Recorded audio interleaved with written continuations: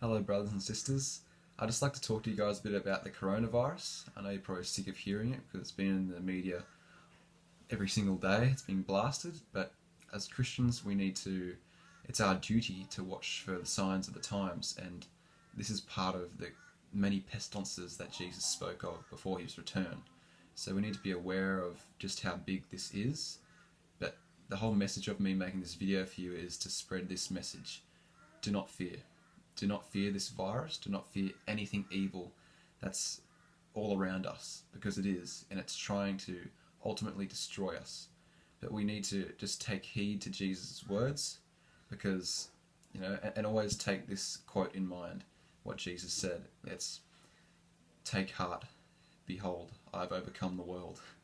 And he's defeated the world, he's defeated all evil, and he's defeated death. So let's all rejoice at that, And I just like to say, let's not rely on our own strength in these times, and let's not do our own will. Let's only do God's will. It's so important that we keep focused on doing God's will, what Jesus wants us to do, to carry us through this storm.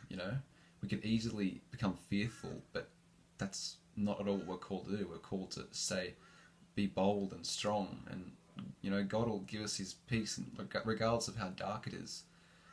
But we're called to preach the gospel, for the rest of our lives, with all we can, just preach the gospel, and our actions, our words, everything.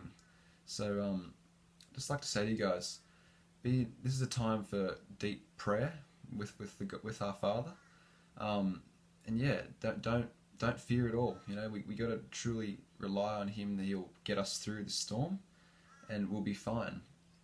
But that's what the devil's trying to do. He's trying to spread so much fear, and that's not at all what God wants for us.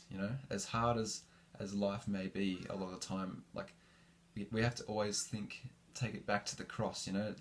Jesus obviously did not want to get crucified, but it was God's will for Him to do that. To bear the sins of many. And it's the same with us.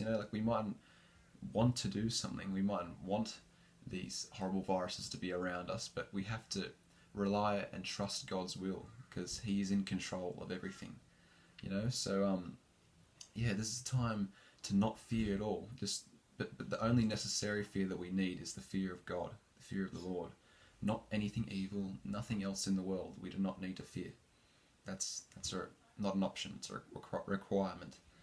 So so being a lot of prayer, and while you're being either isolated or wherever you are in the world, you need to be in serious prayer right now, as always, throughout the Christian life.